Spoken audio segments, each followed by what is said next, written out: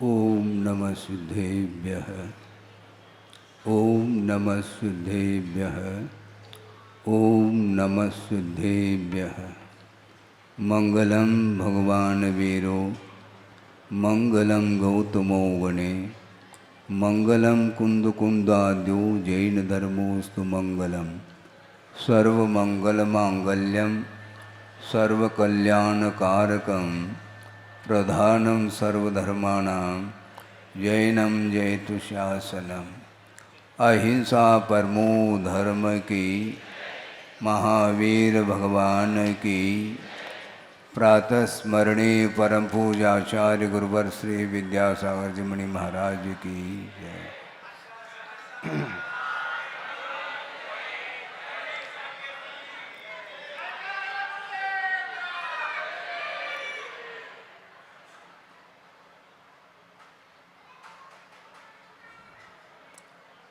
ज्येष्ठवधी 14 के दिन, जो आज की तिथि के दिन शांतिनाथ भगवान निर्वाण को प्राप्त हुए हैं। सुना है इसी तिथि के दिन जन्म कल्याणक भी हुआ, इसी तिथि पर तप कल्याणक भी, और इसी तिथि पर निर्वाण की उपलब्धि उन्हें हुई है। 24 तीर्थंकर हुए वर्तमान काल संबंधी। उसमें वृषभनाथ भगवान कैलाश गिरी से मुक्त हुए हैं। वासुपूजनाथ भगवान चंपापुरी से मुक्त हुए। नेमिनाथ भगवान ऊर्जयंत यानी गिरनार से, और पावापुरी से महावीर भगवान को निर्वाण का लाभ हुआ। और शेष 23 तीर्थंकर कहाँ से मुक्त हुए हैं? हाँ, तीर्थराज समेत शिखर जी से उन्हें निर्वाण की उपलब्धि हुई है। क्षेत्र का इतना प्रभाव है, करोड़ों अरबों वर्ष पूर्व जिन्हें निर्वाण का लाभ हुआ है, वे सिद्ध क्षेत्र जहाँ पर वर्तमान में भी आप लोग जाते हैं, वहाँ पर जाते ही एक अलग ही उत्साह जागृत होता है। शायद वृद्ध भी क्यों न हो, भले चल सके या न चल सके, किंतु उत्साह और उमंग जो वहाँ पर पाया जाता है, ये क्षेत्र का प्रभाव है।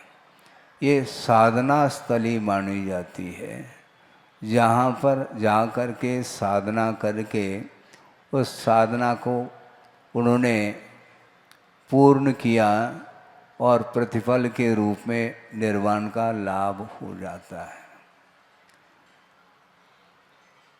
निर्वाण की उपलब्धि जो होती है, वो बिना चारित्र को अंगीकार किए, बिना तप को अंगीकार किए संभव नहीं है।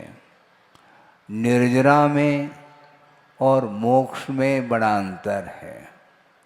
निर्जरा जो होती है वो एक देश कर्मों की,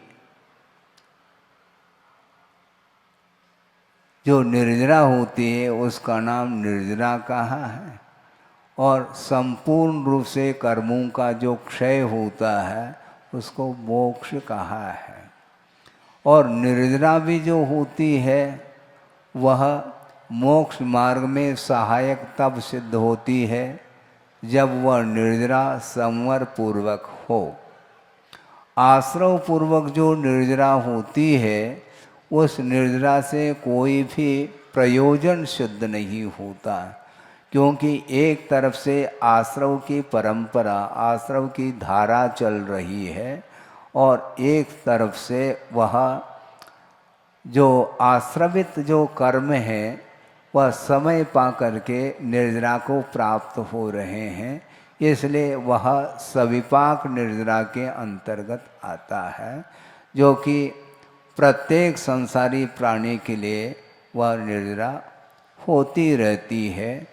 गुरुदेव ने उदाहरण दिया था, एक घटी यंत्र जिसको बोलते हैं, 10-20 घड़े जिसकी एक माला है और यंत्र के माध्यम से क्रमशः एक एक घट जल से भर रहे हैं और एक खाली हो जाता है, खाली हो जाता, पुनः वही घट नीचे पहुंच जाता, भर जाता, पुनः खाली होता है। तो खाली तो हो रहा है किंतु भर भी तो रहा है वो। तो इसी प्रकार कर्म का आश्रव भी निरंतर होता रहे और समय पा करके वह यदि निर्जरा होती भी है, उस निर्जरा से कोई भी प्रयोजन सिद्ध नहीं होता। इसलिए संवर पूर्वक जो निर्जरा होती है वही मोक्ष मार्ग में सहायक सिद्ध होती है। तो आचार्यों ने एक सूत्र लिखा है, तपसा निर्जराच, तप के माध्यम से कर्मों की निर्जरा होती है। वह तप भी कौन सा होना चाहिए? सम्यक तप होना चाहिए। एक बाल तप का भी वर्णन आता है आगम में। वह बाल तप का अर्थ यह है कि सम्यक दर्शन के अभाव में अथवा मिथ्यात्व के उदय के साथ जो तप करता है संसारी प्राणी, उसके माध्यम से जो पुण्य का संचय करता है वह संचय पापानुबंधी पुण्य के रूप में आता है। इसलिए वह उत्तम तप के कोटि में नहीं आता। तप करना चाहिए, तप के माध्यम से निर्जरा होती है, किंतु वह तप बाल तप नहीं होना चाहिए। बाल तप का अर्थ अज्ञानी का जो तप होता है उसका नाम बाल तप कहा है। प्रसंग बना रहा हूँ क्योंकि मोक्ष कल्याणक भी है और तप कल्याणक भी है और जन्म कल्याणक भी है। तो जन्म कल्याण का अर्थ तो ये है कि जन्म लेने की सार्थकता जिसमें सिद्ध हो उसका नाम कल्याणक है। जन्म तो संसारी प्राणी अनंत काल से जन्म ले रहा है और मरण को प्राप्त हो रहा है, इसलिए उनके लिए जन्म जयंती मनाने की कोई भी आवश्यकता नहीं, कोई औचित्य नहीं है। जन्म जयंती, मिठाई बांटो, आप बांटते जाओ, क्योंकि पंचम काल में वस्तुतः देखा जाए जो संसारी प्राणी का जो जन्म हो रहा है वह सम्यक के साथ नहीं हो रहा है। बर्थडे, किसकी जयंती मनाना चाहो आप? सम्यक दर्शन के साथ उत्पन्न नहीं हो रहा है, मिथ्यात्व के साथ ही जिसका जन्म हो रहा है, तो उस तिथि को मनाने से क्या प्रयोजन सिद्ध होता है? इसलिए गुरुदेव ने स्पष्ट शब्दों में कहा था, वह प्रसंग अभी भी मुझे स्मरण में है और प्रसंग बना करके आपके सामने संक्षेप में रखना चाहता हूँ। 79 की बात है, 1979 सन 78 में गुरुदेव नयनागिरी में उन्होंने वर्षा योग की स्थापना की संघ के साथ, और वर्षा योग संपन्न करके शीतकाल व्यतीत करने के लिए कुंडलपुर सिद्ध क्षेत्र पहुँच गए। वहाँ पर लगभग 2 महीने शीतकाल व्यतीत किया और वहाँ से मदनगंज किशनगढ़ राजस्थान पहुँचे। राजस्थान वाले भी यहाँ पर सामने बैठे हैं। और अजमेर के निकटवर्ती वह स्थान है मदनगंज किशनगढ़। और कुंडलपुर से निकले और इधर सोनागिरी वगैरह हो करके महावीर जी हो करके जयपुर पहुँचे और जयपुर में लगभग लगातार 15 या 20 दिन निरंतर उन्होंने विभिन्न विभिन्न विषयों पर मौलिक चिंतन के साथ उन्होंने प्रवचन किए रामलीला मैदान में। उसके बाद अस्वस्थ हो गए, ऐसे अस्वस्थ हो गए ज्वर के कारण, 105 106 डिग्री बुखार और निरंतर लगभग 1 महीने के ऊपर वह ज्वर बना रहा, कभी अप डाउन होता रहा और शरीर बहुत क्षीण हो चुका था। और बार बार अजमेर के और किशनगढ़ के जो समाज के गणमान्य लोग आते थे कि महाराज आप यहाँ तक तो आ गए, अब हमें लग रहा है कि आप पहुँच पाओ क्या नहीं पहुँच पाओ, क्योंकि गुरुदेव कुछ बोलते नहीं थे। काफ़ी शरीर में अशक्तता के कारण 2-2 व्यक्ति उनको उठाते बिठाते आहारचर्या कराते, ये स्थिति थी। सब लोग एक प्रकार से निराश हो रहे थे और धीरे धीरे धीरे स्वास्थ्य रिकवरी जिसको बोलते हैं, और इसके उपरांत भी ज़्यादा दूर चलना इत्यादि करना नहीं होता था। और एक दिन जिस जनालय में वो थे, लगभग दीवान जी की छोटी नसिया में, और लगभग 4 बजे होंगे और गर्मी के दिन थे और उन्होंने जिनालय की परिक्रमा प्रारंभ कर ली। तो लोगों को लगा कि परिक्रमा दे रहे हैं, क्या बात है। और 2 3 4 5 परिक्रमा दे दी और सीधा विहार कर गए। वो अकस्मात विहार हुआ और विहार करते करते लगभग 65 किलोमीटर हो सकता है वो जयपुर से, ज़्यादा भी हो सकता है, 100 के आसपास हो सकता है। और वो निरंतर विहार करते गए और बीच में ऐसा कर्म का योग आया कि लगातार 2 अंतराय हो गए। अब सोचो विचार करो, और विघ्न आने लगा। तो विघ्न तो आएंगे, श्रेयांसी बहुनि विघ्नानि वाली बात है। चलो ठीक है, जब कदम बढ़ा ही दिए हैं, अब पीछे मुड़ना नहीं, बैक नहीं होना हमें। निरंतर धीरे धीरे अपने चाल से पहुंच गए और जन्म कल्याण के दिन पहुंचे थे। वो संघ के साथ, छोटा संघ था उस समय, मैं भी था, एलक अवस्था में था, योग सागर जी भी थे, सब थे। और जन्म कल्याण के दिन पंडाल पहुंच गए और प्रवचन देने के लिए मंच पर पहुंचे हैं और सामने विद्वत वर्ग बैठा हुआ है और जन्म कल्याण का प्रसंग है। तो उन्होंने सोचा विद्वत वर्ग सामने है तो उनके लिए खुराक मिलना चाहिए, और उन्होंने जन्म कल्याण के प्रसंग को लेकर के इतने स्पष्ट शब्दों में बोला है कि वस्तुतः तीर्थंकरों का जो जन्म कल्याणक होता है, उनकी जन्म जयंती मनाने की सार्थकता सिद्ध होती है।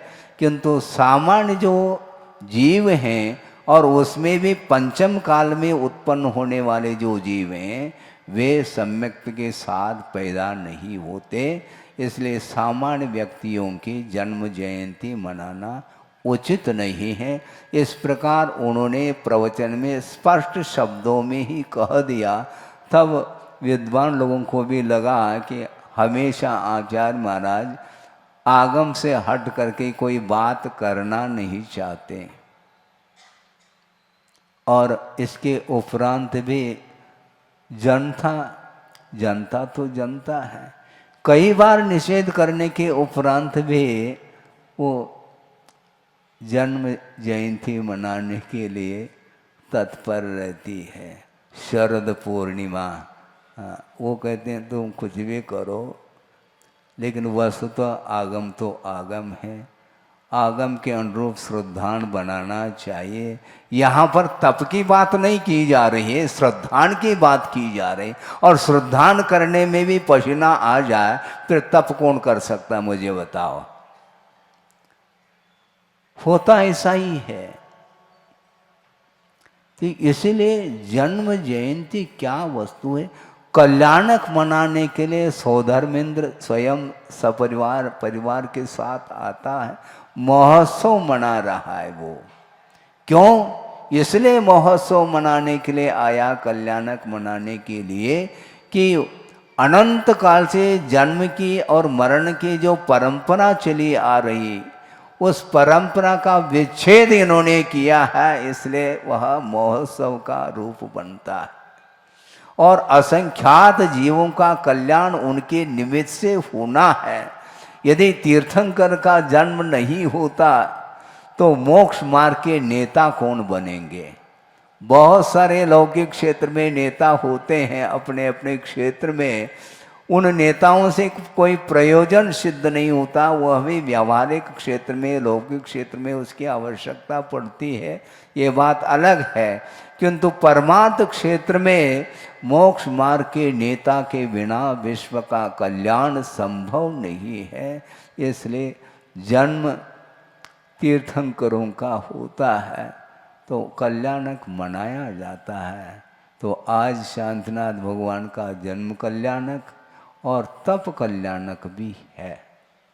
और तप वस्तुतः निर्जरा के लिए कारण है, और च अर्थात संवर के लिए भी वह कारण सिद्ध होता है, क्योंकि वह उत्तम तप माना जाता है। तप के माध्यम से निर्जरा होती है, किंतु उत्तम तप यदि हो तो वह मोक्ष के लिए कारण सिद्ध होता है। उत्तम तप होना चाहिए। उत्तम क्या मतलब महाराज?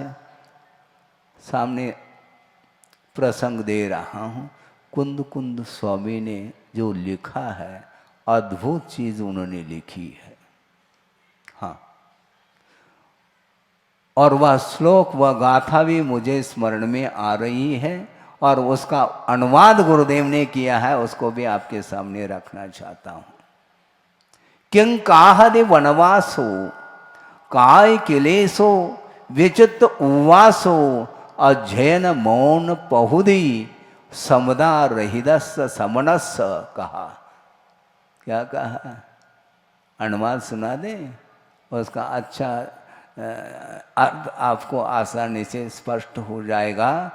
कि इसका अनुवाद ये है, मासोपवास करना, मासोपवास करना, वनवास जाना, आतापनादि तपना, तन को सुखाना, सिद्धांत का मनन, मौन सदा निभाना, ये व्यर्थ है श्रमण के बिन साम्य बाना। सोचो, विचार करो। समता के अभाव में सारी जो साधना है, वह साधना उत्तम कोटि में नहीं आ सकती। मास तक उपवास कर रहा है, वन में जा कर के एकांत में रह रहा है, आतापनादि तप कर रहा है, ग्रीष्म काल में पर्वत के चोटी पर जा कर के तप कर रहा है, तन को सुखाना। जो मास तक उपवास करेगा तो निश्चित रूप से शरीर क्षीण होगा, शिथिल होगा। और सिद्धांत का मनन, सुनो, सिद्धांत का मनन, निरंतर वह सिद्धांत का मनन कर रहा है, अभीक्ष्ण ज्ञानोपयोग जिसको बोलते हैं। सिद्धांत का मनन और मौन सदा निभाना। निरंतर वह किसी के साथ बोलता नहीं, मौन साधना में रत है। किंतु कुंद देव कहते हैं ये व्यर्थ है। किसके? श्रवण के। क्यों? बिन साम्य बाण, समता के बिना ये सारा सारा व्यर्थ चला जाता है, ऐसा कहा जा रहा है। किसी व्यक्ति विशेष को लेकर के ये कथन नहीं किया गया है, किंतु वस्तुतः यह हकीकत है, यथार्थ कथन है। समता के बिना वह तप उत्तम कोटि में नहीं आ सकता। मात्र तप नहीं कहा, उत्तम तप कहा। ख्याति, पूजा, लाभ, पंचेंद्रिय की भोग विलासता के उद्देश्य को लेकर के जो तप करता है वह कभी भी संवर और निर्जरा के लिए कारण नहीं हो सकता है। इसलिए आज तप कल्याणक मनाने जा रहे हैं।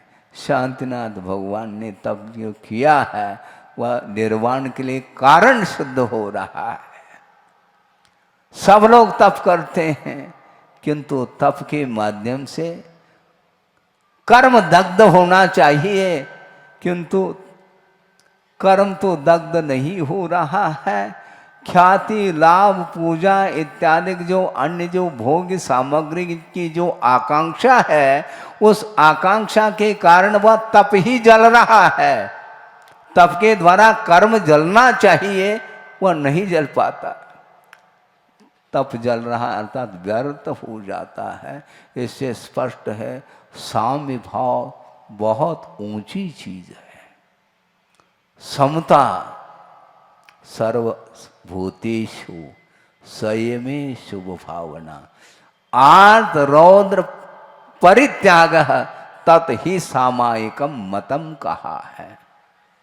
आर्त ध्यान, रौद्र ध्यान, इन दोनों से जो ऊपर उठता है उसके पास ही धर्म ध्यान आ सकता है और साम्य भाव आ सकता है। समता, सब में समता, शत्रु हो मित्र हो, शत्रु और मित्र की परिकल्पना समाप्त हो जाती है। निंदा, प्रशंसा इन दोनों से ऊपर उठ जाता है। शत्रु मित्र की परिकल्पना से परे हो जाता है। निंदा प्रशंसा से ऊपर उठ रहा है। और काच और कंचन इन दोनों में समदृष्टि जिनकी है, और क्या, जीवित मरने समो समो, जीवन और मरण इन दोनों में साम्य भाव। बहुत कठिन है, आ सकता है क्या? जीवन और मरण इन दोनों में साम्य।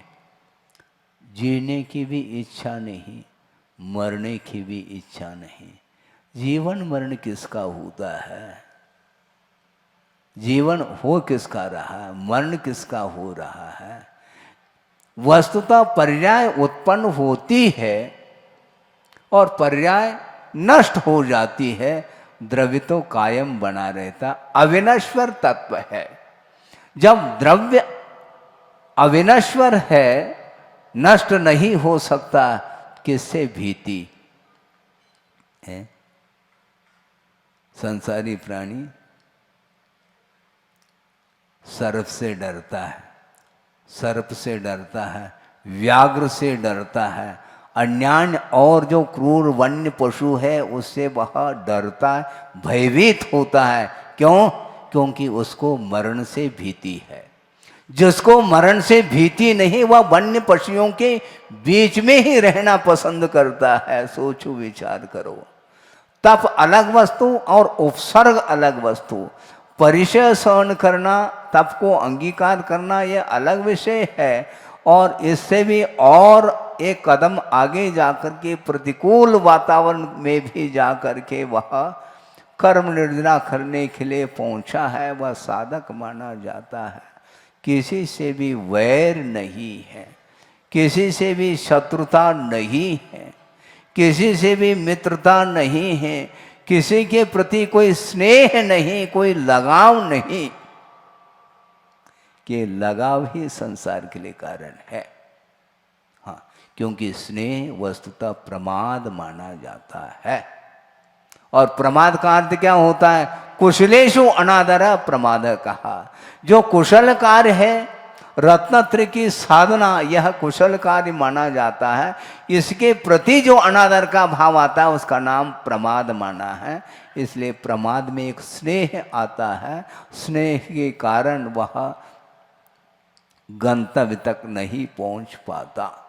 किसी व्यक्ति विशेष के प्रति अटैच होना ये ठीक नहीं है, क्योंकि वात्सल्य भाव इससे पृथक अपना अस्तित्व रखता है। वात्सल्य वस्तुतः सम्यक दर्शन का अंग है, जबकि प्रमाद सम्यक दर्शन का अंग नहीं। स्नेह सम्यक दर्शन का अंग नहीं, बल्कि वह प्रमाद का भेद माना गया है। किसी के साथ भी स्नेह नहीं रखो, वात्सल्य रखो। और वात्सल्य रखेंगे तो स्वयं का सम्यक दर्शन मजबूत होगा, और जिसके पास सम्यक दर्शन नहीं है तो उत्पन्न होगा। किसी के प्रति हम वैर भाव रखते हैं तो निश्चित रूप से स्वयं का अहित होगा। दूसरे का अहित जो होगा या होना है वो उसके कर्म के अधीन है, किंतु दूसरे के प्रति शत्रुता का भाव रखना, दूसरे के प्रति द्वेष भाव रखना, दुर्भावना रखना, इसके माध्यम से स्वयं का अहित होता है। इसलिए कभी भी साधक श्रवण लोग इस चक्कर में नहीं आते। उनको तो साम्य भाव से स्नेह है। यदि स्नेह रखना है तो समता के साथ स्नेह रखो, लगाव रखो। लोभ रखना है तो किसके प्रति लोभ? रत्नत्रय के पालन करने के प्रति लोभ होना चाहिए। और क्रोध करना है तो कर्म के ऊपर क्रोध करो, नो कर्म के ऊपर क्रोध करना छोड़ो। नो कर्म अर्थात जिसके निमित्त से कर्म अपना फल देता है उस निमित्त को ही नो कर्म माना है। वह चेतना, चेतनात्मक जितने भी पदार्थ हैं वे कर्म के फलदान देने में एक निमित्त के रूप में उपस्थित होते हैं। इसलिए उनके प्रति हमारा कोई भी वैर भाव नहीं रहेगा। उसके प्रति क्रोध नहीं आएगा। क्रोध करो अपने ऊपर, अपने कृत्य के ऊपर हमें क्रोध करना है। मोह के ऊपर क्रोध करो, क्रोध के ऊपर क्रोध करो। दूसरे के ऊपर हमें क्रोध नहीं करना है, क्योंकि दूसरे के ऊपर क्रोध करने से क्रोध का बंध होता है। और कषाय के बंध से या मोह के बंध से आप ऊपर उठना चाहो तो उसमें एक ही सॉलिड साधन है, साम्य भाव रखना। पहाड़ टूट सकता है, टूटेगा, किंतु साधना में कोई अंतर नहीं आना चाहिए। हाँ, ये बात अलग है, आज वर्तमान में पंचम काल चल रहा है, दीर्घ सहनन का अभाव है, मैं मानता हूँ और आचार्य महाराज भी जानते हैं। इसके उपरांत भी उनका ये कहना है दीर्घ सहनन नहीं, कोई बाधा नहीं, चार दीवार के बीच में रहो किंतु अरहंत सिद्ध करते रहो। आर ध्यान से जो बचेगा उसको दीर्घ सहनन मिलेगा, ये ध्यान रखो। क्योंकि धर्म ध्यान के माध्यम से मोक्ष मार्ग की सामग्री भी मिलती है। हमें बिल्कुल प्योर धर्म ध्यान करना है, क्योंकि शिकुल ध्यान तो संभव नहीं। और धर्म ध्यान से वंचित होंगे तो निश्चित रूप से आर्त ध्यान और रौद्र ध्यान में झुलस करके वह और संसार की यात्रा, संसार में परिभ्रमण करना पड़ेगा। इसलिए वस्तुतः उत्तम तप का अर्थ साम्य भाव रखना।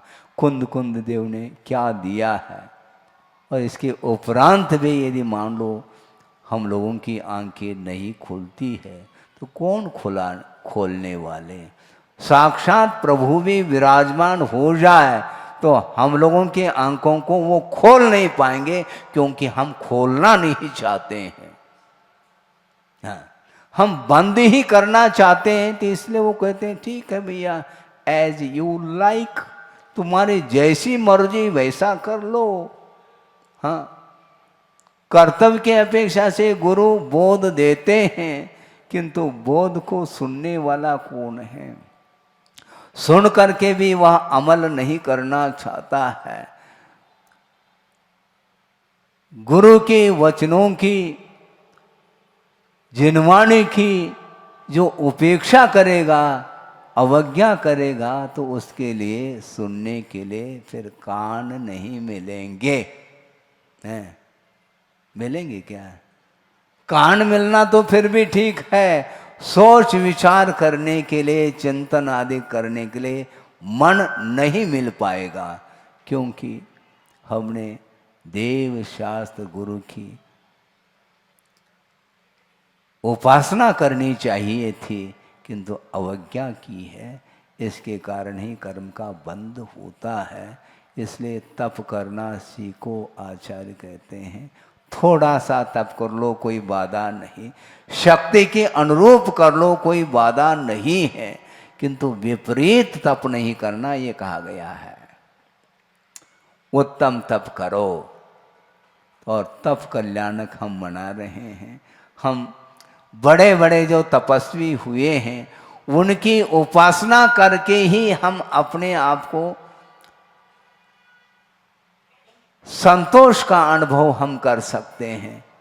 उनकी प्रशंसा करो, उनकी आराधना, उनकी पूजा इत्यादि में अपना मन लग जाए, तो निश्चित रूप से उसके माध्यम से ही मोक्ष मार्ग की अच्छी क्वालिटी की सामग्री मिलेगी। है? हनुमान को देखा आपने? वज्र से नाराज सनन था उनका, और विमान से नीचे गिर गए। प्रतिमानुयुग पड़ा क्या? नहीं। और चट्टान चूर चूर हुआ, ये ध्यान रखो, उनको कुछ नहीं हुआ। ऐसा क्यों? इसी का नाम दीर्घ सनन। इस प्रकार के दीर्घ सनन को संसारी प्राणी ने अतीत में अनंत बार प्राप्त कर लिया है, किंतु उस दीर्घ सनन का सदुपयोग नहीं किया। दुरुपयोग करने के कारण संसार में परिभ्रमण बार बार कर रहा है। दुरुपयोग मत करो। जो व्यक्ति शक्ति का, बल का दुरुपयोग करता है, उसको कभी भी बल नहीं मिलने वाला है। वह निर्बल हो करके ही घूमेगा संसार में। कभी आप भयो बलहीन, सबलन कर खायो अति दीन।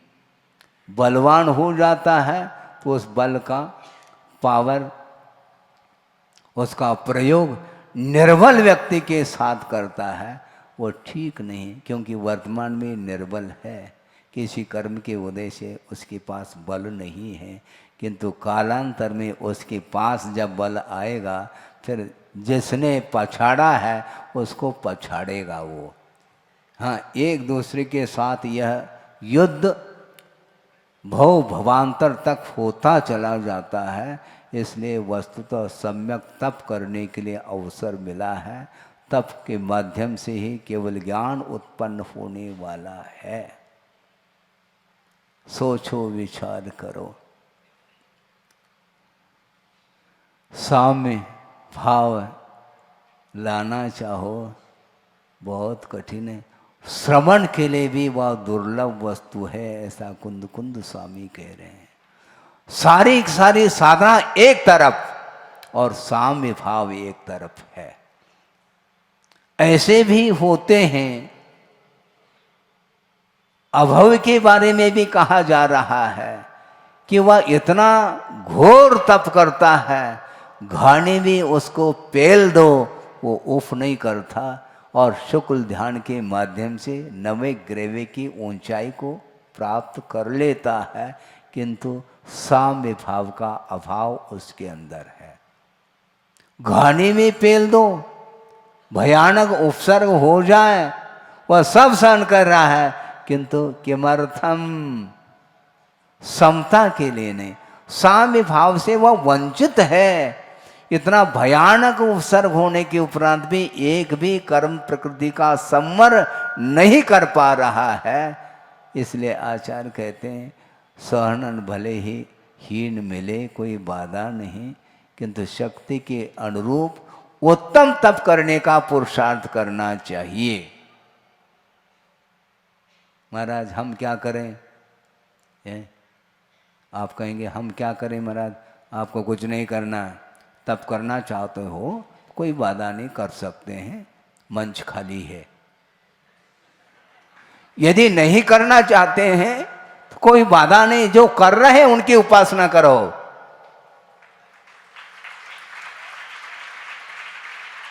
हाँ, और गुरुदेव ने 50-55 साल हुए, उन्होंने उत्तम तप किया है, और उसके माध्यम से उन्हें कौन सा पद मिला होगा, हम तो यही भावना रखते हैं, वो अच्छे लोकांतिक बन सकते हैं, और भी कोई इंद्र पद को प्राप्त कर सकते हैं, और उन्हें उस प्रकार के पद से भी कोई प्रयोजन नहीं। पद तो मिलते रहते हैं, किंतु पद का सदुपयोग करना है, और ठीक वहाँ से उतर करके हम लोगों के कल्याण करने के लिए इस धरती पर आएंगे।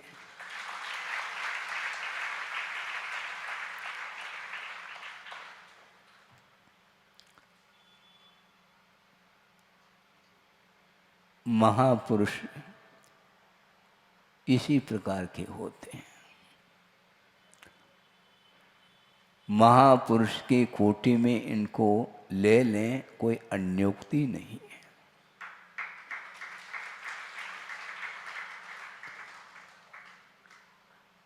चतुर्थ काल में तप करना फिर भी सरल है, किंतु विपरीत वातावरण में रह करके उत्तम तप करने के लिए कटिबद्ध रहे वो,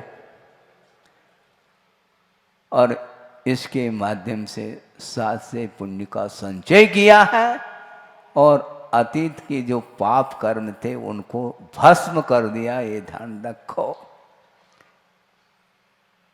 इसलिए ये अवसर है हम और आप लोगों के लिए, हम और आपके बीच में गुरुदेव नहीं रहे, इसके उपरांत भी उनकी जो साधना है वह आज भी जीवित है।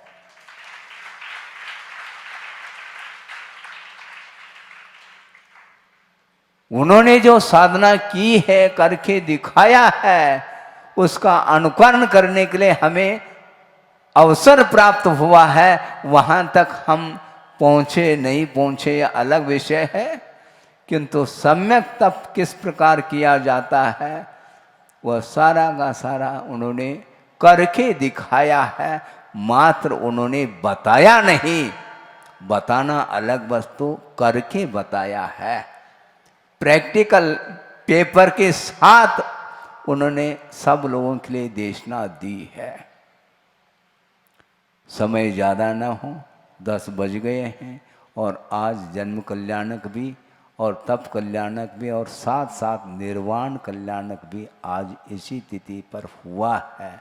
और निर्वाण को प्राप्त जो करते हैं वह बिना कर्मों की निर्जरा या बिना तप किए संभव नहीं, बल्कि तप का जो उपसंहार है वह ध्यान माना जाता है, और उस ध्यान के माध्यम से ही केवल ज्ञान उत्पन्न होता है। और केवल ज्ञान उत्पन्न होने के उपरांत कोई करने योग्य कार्य शेष नहीं रहता, वह अपने आप वह शेष जो कार्य है वह होता चला जाता है। इसको बोलते हैं तप। स्वर्णाचल इवा कंपा, स्वर्णाचल इवा कंपा, ज्योति पत इवा मला, समीर इव निसंगा, निर्ममत्वम समाश्रिता कहा। ध्यान का आश्रय जो लेते हैं वो ध्यान करने वाले वो पात्र कौन से होते हैं उसका वर्णन किया है शिवचंद्र आचार्य ने। सुमेरु के समान, सुमेरु के समान अकंप रहते हैं,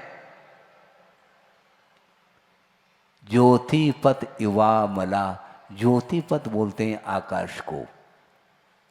ज्योतिष मंडल का जो पथ होता है वह आकाश माना जाता है। उस आकाश के समान वो निर्मल होते हैं। कौन? जो ध्याता होता है उसके लिए कहा जा रहा है। स्वर्णाचल इवा कंपा ज्योति पथ इवा मला अमला समीर इव निसंगा। संग अर्थात परिग्रह से सहित है। वायु उसके पास कोई भी परिग्रह नहीं है, अर्थात किसी के साथ उसका संबंध नहीं है। निराबाध रूप से वह सदा गति, निरंतर वह हवा बहती रहती है।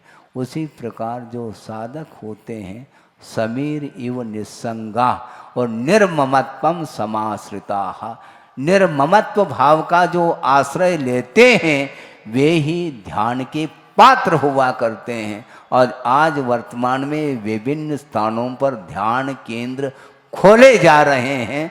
क्या वह ध्यान की पात्रता उनके अंदर आ रही है क्या?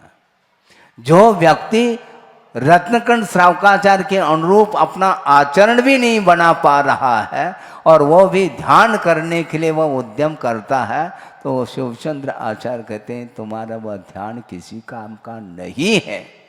क्योंकि आर्य ध्यान और रौद्र ध्यान से ऊपर उठने वाला ही ध्यान का पात्र हो सकता है।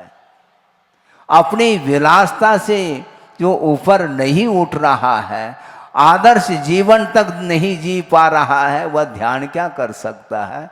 इसलिए गृहस्थ अवस्था में ध्यान संभव नहीं, ऐसा कहा है। उपचार से ध्यान मानना अलग वस्तु, किंतु वस्तुतः ध्यान का अधिकारी जो होगा वह श्रवण ही हो सकता है। गृहस्थ के लिए वह संभव नहीं है, क्योंकि गृहस्थ अवस्था में बहुत सारे विकल्प बने रहते हैं, अनेक प्रकार के संबंध उसके साथ रहते हैं, वह संबंध टूट नहीं पाते। मैं कई बार देखा है कि पूजन करते समय भी मोबाइल नहीं छूटता। सोचो, विचार करो, बुरा तो नहीं लग रहा? तब कल्याण मनाने के लिए बैठे, ध्यान रखो, तब करो, थोड़ी बहुत कुछ बोल भी दे, मान लो कठोर शब्दों के प्रयोग, फिर भी वह हित के लिए बोला जा रहा है।